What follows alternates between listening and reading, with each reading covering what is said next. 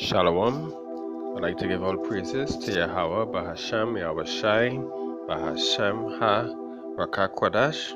Double honors to the elders and apostles of Great Millstone, and peace and safety to the Akim preaching this word across the four corners of the earth in truth and sincerity. Right, I'd like to read Micah chapter 2, verse 1.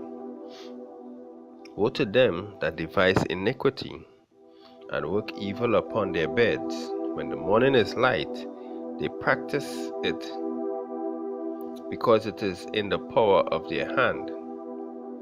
Verse 2. And they covet fields, and take them by violence, and houses, and take them away. So they oppress a man and his house, even a man and his heritage.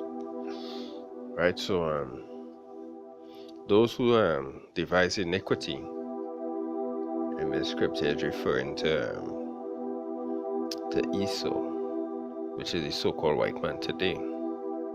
Right, is a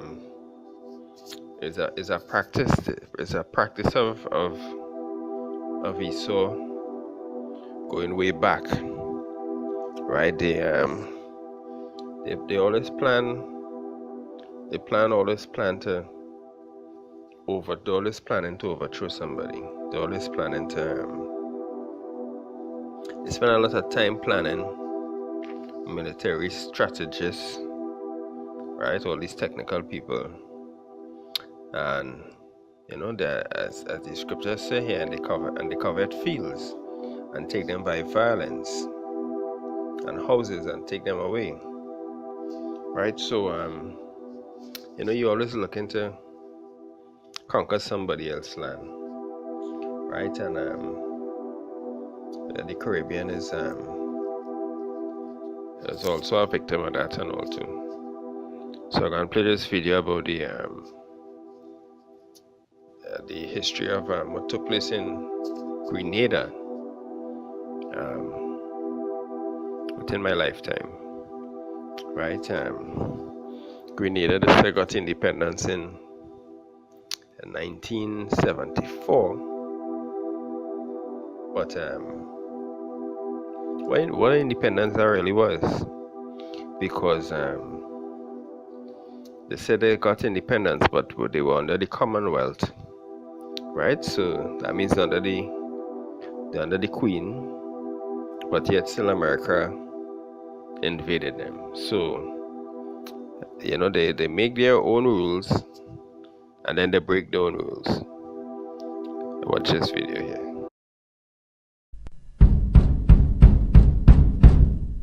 In 1974, Grenada got their independence from the UK, but remained part of the Commonwealth. Before independence, two parties dominated politics, the Conservative National Party and the left-leaning Labour Party. But the Labour Party under Eric Gairy had created the Mongoose Gang, a militia used to silence opposition.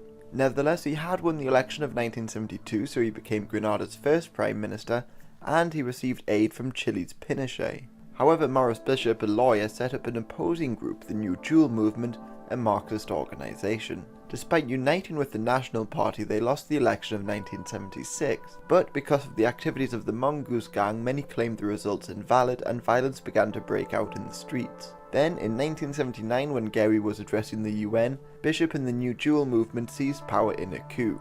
Bishop banned all other parties, suspended the constitution, cracked down on opposition, and created the People's Revolutionary Army, the largest army in the region. But Bishop was still popular because, amongst other things, he granted rights to women and workers, and improved the country's healthcare.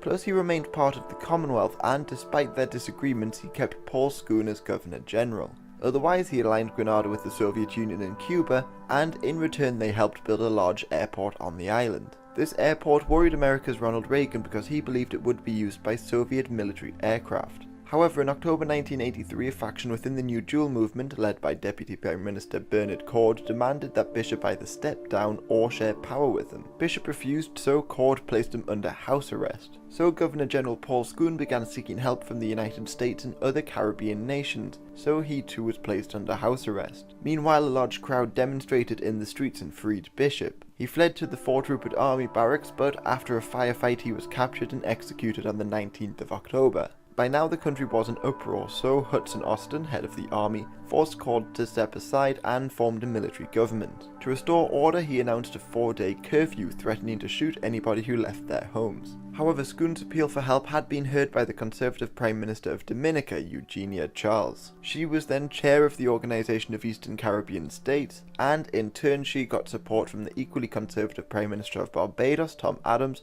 and Edward Seager of Jamaica. And the United States responded to their calls for aid and prepared to invade. However, many suspect that Ronald Reagan had planned to remove the communists from Grenada beforehand. So on the 25th of October, around 8,000 Americans and 350 Caribbean troops invaded Grenada. The Americans sent Marines to assault the northeast of the island, Navy SEALs, paratroopers and Rangers to attack the south, and Navy SEALs and Delta Force landed near the capital city of St. George's. Grenada had around 700 Cuban troops, and they had military advisors from communist nations like East Germany, the Soviet Union and North Korea. But they still only had a couple thousand troops and lacked the equipment to hold the Americans back. Paul Schoon was freed on the first day, and on the second day the Cubans were defeated near the airport in the south. And although there was some early resistance, by the third day this had largely waned and St. George's fell. Hudson Austin was sentenced to life in prison, Paul Schoon was reinstalled as Governor General, and the Americans remained in Grenada for a couple of months. The invasion was popular in America, but they faced backlash amongst the international community. For instance, Britain was angry because America had invaded a member of the Commonwealth,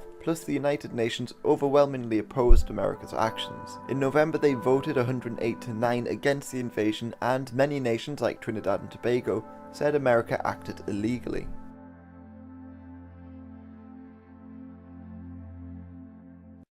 Right, so as you see, the nature of Esau, which according to the scripture is the wicked, right?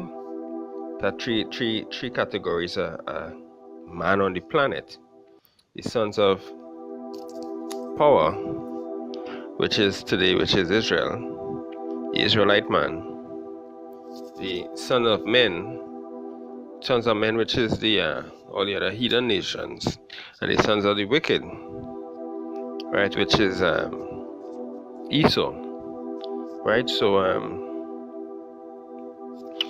I just seen that history on Grenada, a nice little video, 3-minute history on U.S. invasion of Grenada, right? The U.S. really, that wasn't their jurisdiction to do that. If it was anybody, it was supposed to be England was supposed to do that. But as the video said, even back then, they were suspicious of the airport that was built for them, for the Grenadians, that it would have been a good place for Russian and other aircraft launch from, right?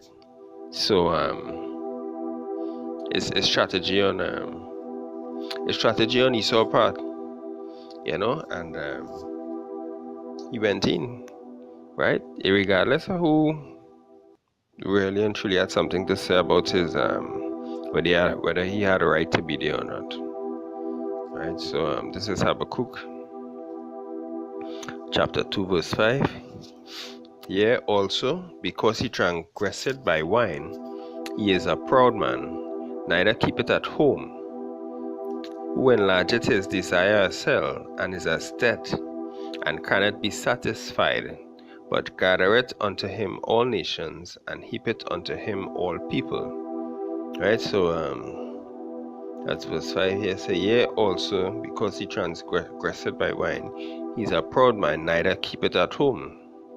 Right? He always in somebody else's business, right? Whether invited or not, and in the case presently with Syria, he wasn't invited there, right? In this scenario with Grenada back in the 80s, he was invited, right? He was asked to come and help with the situation, but whether invited or not, right? Verse 6, shall not all these take up a parable against him, and a taunting proverb against him, and say, woe to him that increaseth that which is not his? How long? And to him that laid it himself with thick clay, shall they not rise up suddenly, that shall bite thee, and awake that shall vex thee, and thou shalt be for booties unto them? Right? So basically, that scripture just saying how long he would be able to do that.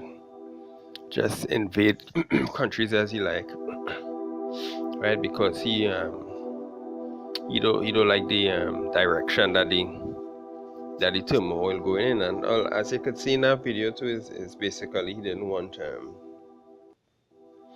those other countries to be propped up by his enemy Russia way back then. So to put in his leadership that he want, that is what he did. There's a long history of that, right? So even in the Caribbean and all, we suffered that, right? Surprisingly, when we had our own insurrection in Trinidad in 1990, surprising, troops didn't come down here, but I mean that coup was an attempted coup. It wasn't really successful, but I guess the same thing would have happened and all too. So, right, verse 8, because thou hast spoiled many nations, all the remnant of the people shall spoil thee, because of men's blood, and for the violence of the land, of the city, and of all that dwell therein. Right, so right, this is the end of Esau kingdom we are upon right now, and this is what is the Most High Yahweh Bashem Yoshai is going to raise up his elect, those that preaching and teaching right now, those that fishing for the elect. Some of them are going to be turned from fishers to hunters at some point, meaning that right, in this last insurrection, this global insurrection that Esau is planning, which is his new world order, there's right, that's a global takeover, right? And at that point, right, as our revelation says, some would be in prison for 10 days, right, which doesn't mean necessarily 10 days, but a complete time. And some would suffer, some would be martyrs for this thing, but also some will be raised up with spiritual power to really overcome this devil, right? So that I would like to say, all praises to Yahweh Ba'Shem Yahushai, Ba'Shem Ha-Rakakwadash, double honor to the elders and apostles of Great Millstone, and peace and safety to the Aki and preaching this gospel through these four corners of the earth. Shalom.